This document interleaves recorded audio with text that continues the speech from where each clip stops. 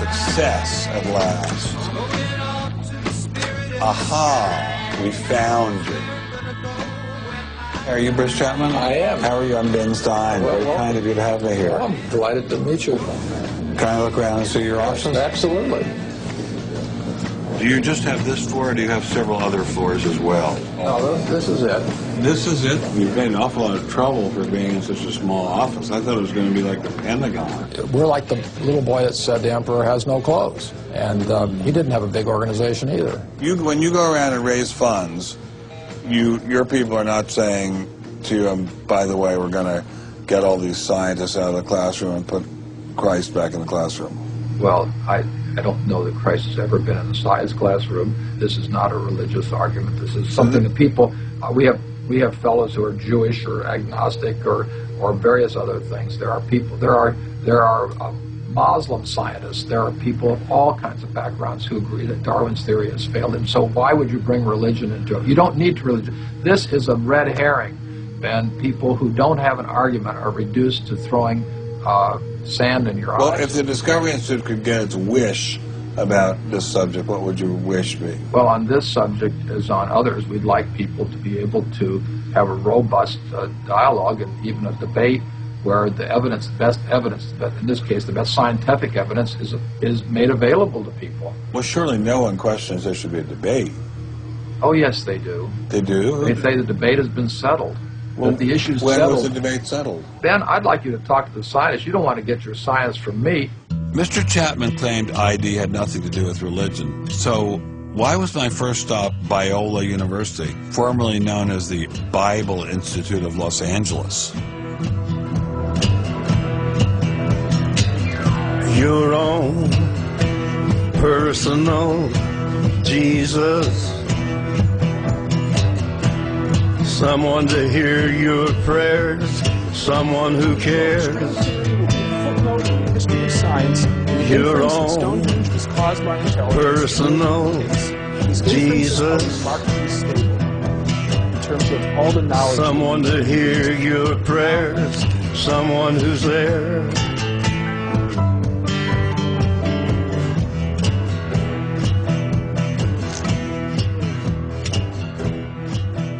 How much money have you ever gotten from Jerry Falwell? $0. How about Pat Robertson? 0. Are you a minister? No. Are you a priest? No. Pastor? No. Youth pastor? Oh, I did teach Sunday school once. Has this all been resolved? I mean, aren't we all Darwinists now? Except for a few cranks like you? Well, it's a funny thing that questions that aren't properly answered don't go away. This question is loaded with all kinds of political baggage, but one-on-one at a scientific meeting after the third or fourth beer, my experience has been that many evolutionary biologists will say, yeah, this theory's got a lot of problems. So you mean to tell me that there really is a debate among scientists about whether or not evolution occurred? Well, evolution is a kind of funny word. It depends on how one defines it. If it means simply change over time, even the most rock-ribbed fundamentalist knows that the history of the Earth has changed, that there's been change over time.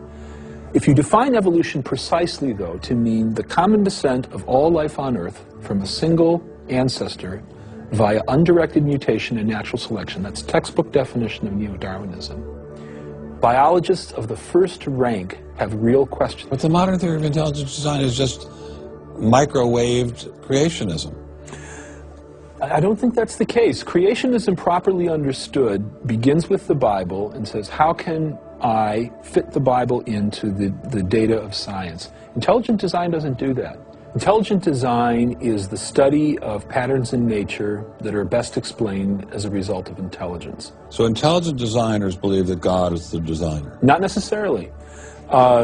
Intelligent design is a minimal commitment scientifically to the possibility of detecting intelligent causation. Dr. Nelson didn't sound like a crazy person, but I still suspected ID was nothing but reheated creationism.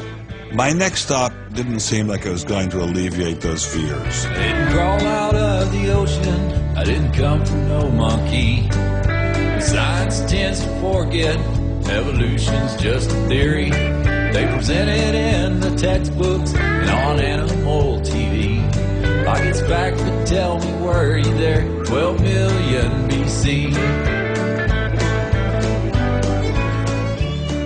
Evolution is from an intelligent design perspective, is perfectly acceptable if the sense is that how did the design get implemented? The issue is there real design there, and are these material mechanisms like natural selection, are these adequate to account for everything we see in biology? And our argument is no, it's not. But Darwin produced all this evidence from his travels and his studies at the Galapagos that evolution explained things. If you look at the history of science, people often have a good idea and then they decide just to run with it. And they say, we're going to apply this everywhere. And so Darwin takes his idea of natural selection and says, I'm going to explain all of life with it. I mean, physics used to be Newtonian physics. Newton was physics. And then you got to look to Einstein, general relativity. It's not, Newton isn't enough. Well, I think likewise what we're finding with Darwin is that he had some valid insights, but it's not the whole picture. Okay, Darwinism may not be the complete picture, but what made these guys think they had the missing pieces? I put this question to Dr. Stephen Meyer, author of the paper that originally got Dr. Sternberg in so much trouble. It's hard to believe that this little town is the headquarters of giant Microsoft, which enabled Mr. Gates to become fantastically rich. Maybe that's what Steve Meyer's doing here. Maybe this is somehow going to make him fantastically rich. We'll pin him down like a butterfly on a butterfly board. Butterfly on a killing board. Coffee shop straight ahead. Newton is buried in the geniuses corner at Westminster Abbey, right? That's correct, yeah. Darwin is also buried in Westminster Abbey. Right, and so is Darwin. Right near each other, right? And you're here in Redmond in a little building without a sign. Right? And you're obviously an incredibly smart guy, but how dare you challenge someone who's buried in the geniuses corner next to Newton at Westminster Abbey? Well, it may seem a little cheeky, but it's what scientists are supposed to do. When I was in Cambridge, one of my supervisors often advised us to beware the sound of one hand clapping, which was a way of saying if there's an argument on one side, there's bound to be an argument on the other. And what I found in studying the structure of the argument in The Origin of Species is that for every evidence-based argument for one of Darwin's two key propositions, there is an evidence-based counter-argument. Well, but is it a debate? I mean, there's just you and a couple of other guys in a dinky little office downtown, say on one side, and there's the faculties of all the great universities of the world on the other side. Speaking with a great uniform and authoritative voice. Right. Yeah. Well, in any case, the debate really isn't going to be settled by numbers. It's going to be settled by the evidence and the arguments. While I was still in Bill Gates country, Dr. Meyer recommended I check in with molecular biologist Jonathan Wells. What kind of names do they call you? Creationist. What do you say back to them when they say you're a creationist? Well, I usually don't get the opportunity. What's at stake for you personally here? First of all, I love science. I think the way Darwinism corrupts the evidence, distorts the evidence, is bad for science. Well, the other scientists would tell you to just shut up if you love science, okay? Because you're sort of being a bomb thrower into science. I am upsetting the apple cart, and I think it deserves to be upset in this case. Why? Because the evidence is being distorted to prop up a theory that I think doesn't fit it. Was Darwinism really that bad? Perhaps a change of scenery would give me a fresh perspective. Quand je t'ai vu au coin de la rue, tout est vide, j'ai cru que tous les deux, sur le ciel bleu, nous serions très heureux.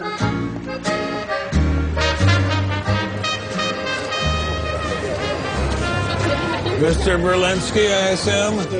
How are you, sir? So where are you from, originally? I was born in New York. Yes. Spent 31 years in Manhattan. Yes. And I spent a lot of time in California, too. And tell me all the various universities where you studied or taught.